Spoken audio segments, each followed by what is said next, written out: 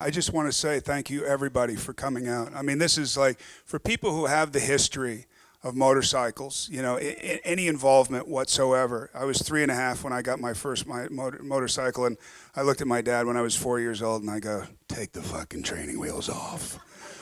And, you know, you either have that thing or you don't. And when you do have that thing, I got away from motorcycle riding once I got into surfing and moved to Santa Barbara from Northern California.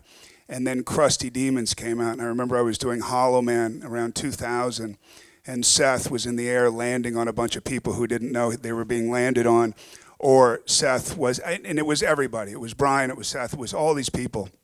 And having grown up in the punk rock era of Rich Kids on LSD and, you know, Circle Jerks and Black Flag and all a very self-destructive group, you kind of, you know, we were always put in kind of a perception of those guys are the losers, those guys won't go anywhere, those guys, well, you know, and I was of that group.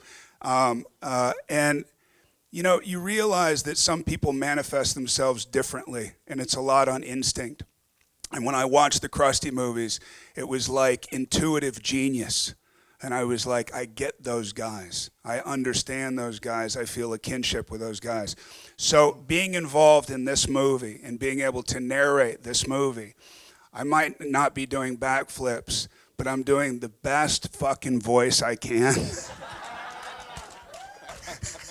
So there's not an immediate parallel, but to be in the family with these guys who I've looked up to for a long time, even though they're younger than I am, this is a really special, special moment for me.